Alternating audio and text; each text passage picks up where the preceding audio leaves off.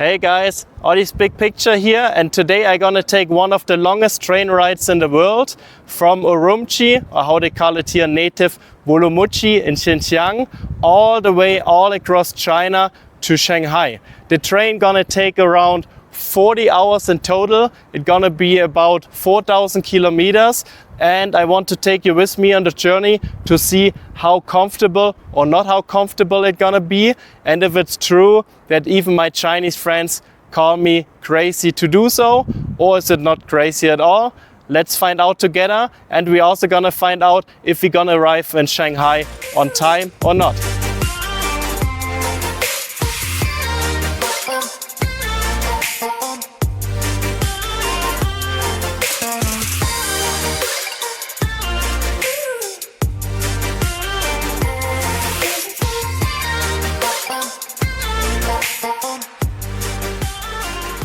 Finally, I made it into the train station. It took me a bit longer than expected because here they didn't have a foreign passport for a long time, and they didn't know where to find my passport number, because here in China, Chinese and foreigners, they have to register with the ID in order to get into the train station.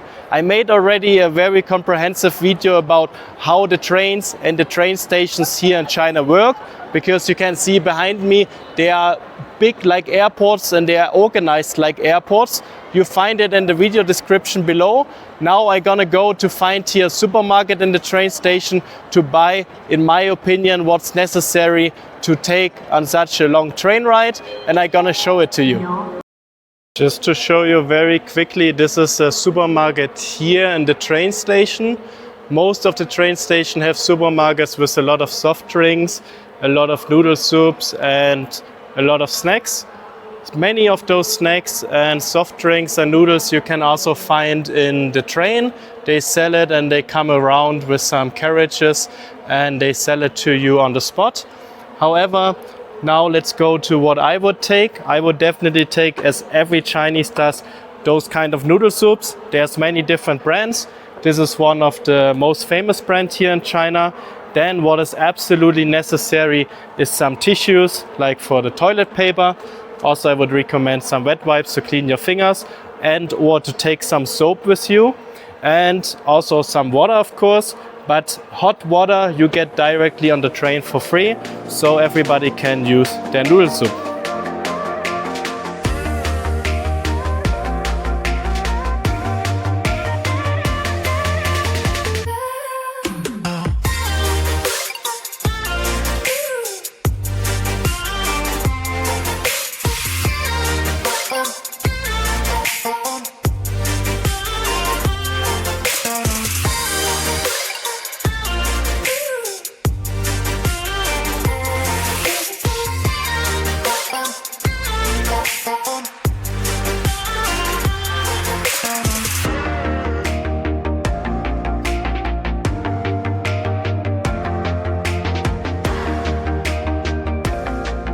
Now that the train left the train station, I can explain you a bit more about the setup of the train.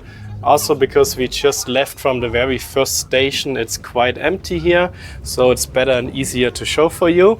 First of all, this is the soft sleeper, they call it. That's a setup of 2 beds below and 2 beds upstairs. Preferably, I always recommend, of course, get a bed downstairs so you don't have to crawl all the way upstairs. But also upstairs you have plenty of room, like it's about high enough that you can sit there. Also, apparently you have some TV there, but I don't think you can use it as a TV. It's more like to show you where you're going. Upstairs is the storage room.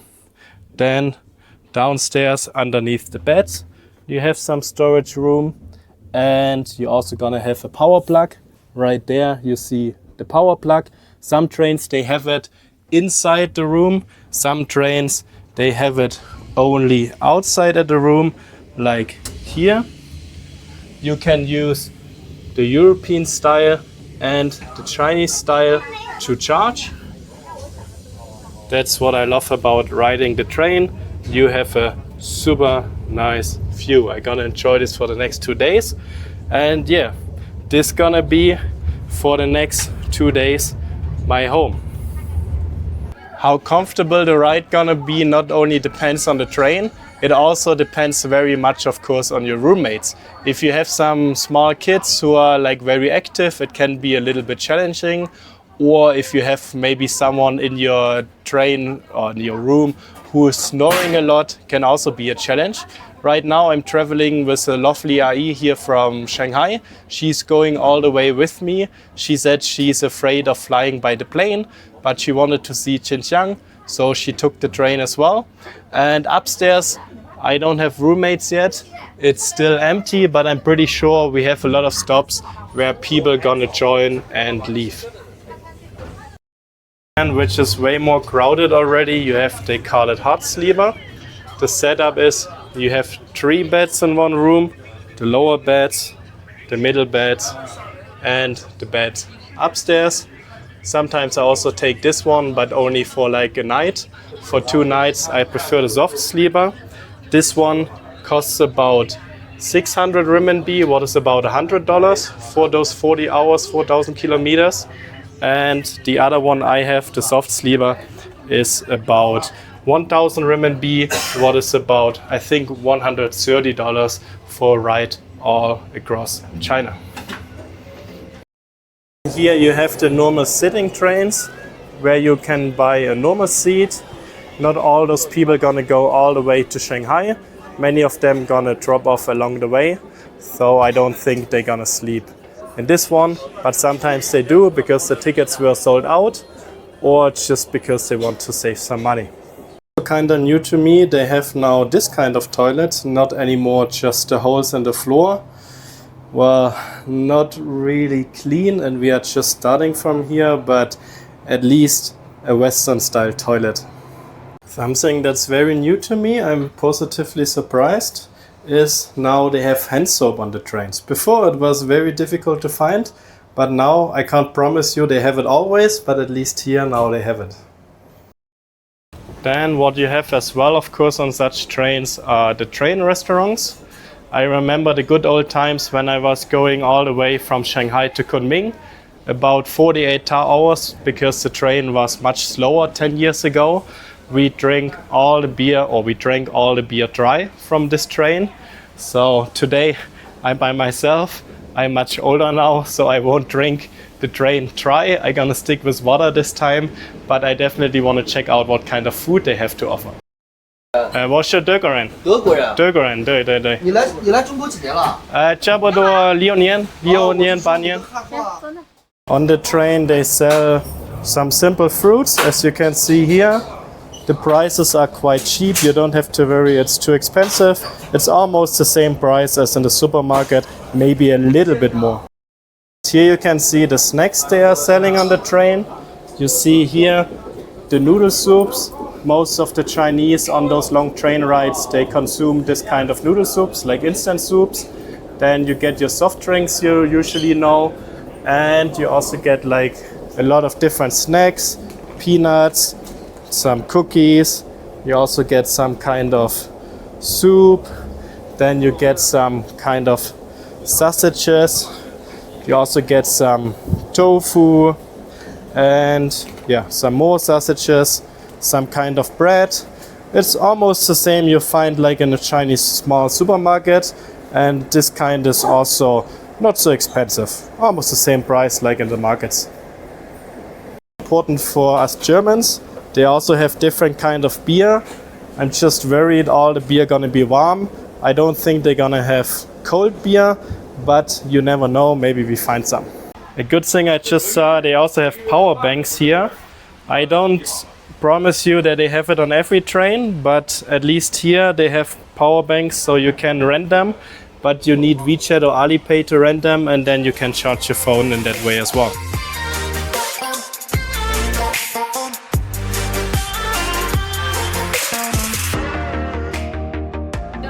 For a couple hours on the train, I have now my first meal. I just bought some food for about 25 RMB. It's about $3 for the food from the board restaurant, and the snacks and the drinks are about, I would say, 30% more expensive. Like for example, instead of 9 RMB or 8 RMB for the beer, I bought it here for about 11 to 12 renminbi, so everything is still quite affordable and cheap.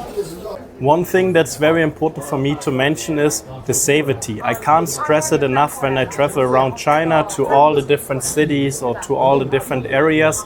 Same applies here in the train. It's very safe. Like, you don't have to worry that something gets stolen. I just left my phone here on the restaurant table to go to my room so I can find some microphone I can use. It took me about 5 minutes to come back. I didn't even have to worry slightly a bit that my phone could be stolen. While eating, I just realized the food is a little bit spicy. For me it's okay, but if you are not used to spices like the most Germans, be a little bit careful. Without further ado, I'm gonna enjoy my meal now. I say cheers to you all, and I'm gonna enjoy my night on.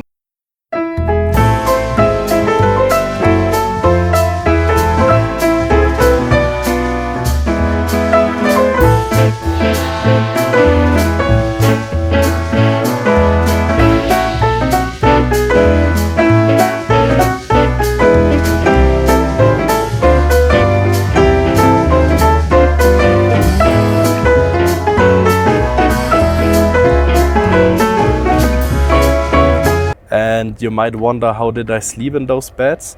Well, first of all, the space is quite plenty. As you can see, I'm about 184 centimeters tall and I have enough space on this bed. However, it could be a bit softer. Here in China, they love to sleep quite hard. Like, for me, it feels almost like they are sleeping on wood. Especially when you come from Europe or America, it feels very hard for you how they love to sleep. This, they call it soft sleeper, but yeah, it's still kinda hard for me. I still have one more night. It's okay, but I don't want to do it another additional night. Yesterday we started about 8 p.m. We left the train station. Right now at around 10 a.m. we are here in Xining. We just crossed by the train station, what is right in the middle of China.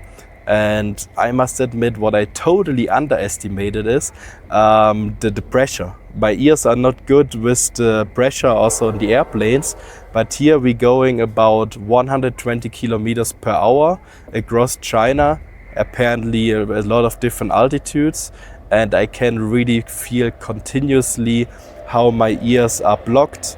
And now we are going to a tunnel. It's really a challenge for my ears. I didn't expect that at all. Speaking of tunnels, the last hour we were just basically always in tunnels. It's hard to imagine and to comprehend how they built this railway network across China in the past 10, 20, 30 years. It must be huge. Those tunnel lengths must be huge. The whole network must be super, super huge. And there is the next tunnel. Just speaking of tunnels, some of you might know already, here in China you cannot access many Western websites and services like Google or YouTube or Instagram without a digital tunnel, or we call it VPN. I know there's many YouTubers who recommend NordVPN. I also met some tourists here already using or trying to use NordVPN in China. I can tell you from my experience, it's not working in China. I spoke to the NordVPN customer service. They also said they don't support their service here in China. Might be good for outside of China, but not inside of China. Also, I met some foreigners who were using ExpressVPN. I had it before. Sometimes it works good, sometimes it works very bad. I would definitely not recommend ExpressVPN. It's just not stable and reliable. The most foreigners who live here long term, I would say about 90% of the foreign community here in China, are using AstralVPN. I also use it. It's very easy. One click of a button, you're connected. I put your link in the description where you can get some discount when you use my link. I get a small kickback so I can grow my channel a bit faster, and I can promise you for now this is the most reliable VPN and the most easy to use VPN, and very important also for me on the secure side. I know there are free VPNs out there, but just think about how do those free VPNs make money? They have to provide the servers, they have to provide the data volume. How and what they can see from your data and what they're gonna do with it. I don't want to use a free VPN to access my Google account or to access my online banking or something serious. So therefore I prefer to pay some more money, but have something reliable and something safe and secure. I just arrived here in Shanghai perfectly on time. I was super surprised. We even arrived 5 minutes earlier. Imagine this, all the way across China, 4,000 kilometers, perfectly on time. This would be almost impossible nowadays in Germany for like 400 kilometers. Would I do it again? Well, to be honest, 10 years ago with 3 of my buddies, it was a lot of fun. We were playing cards, we were drinking a lot of beers, and we were just having a lot of talks. Now it's okay, but it was an experience. I would do it definitely with friends, but by myself, even though I met very nice roommates, they were very kind, they were sharing a lot of foods with me. It was an experience. I would do it again with some friends, but by myself, probably I would take the airplane next time. Now at the end of the video, I'm gonna put you some footage about the view of the train ride, that you see a little bit of the landscape in China I experienced. And what I always forget to say, but now I'm gonna say it, please like and subscribe our channel so that we can grow in the future.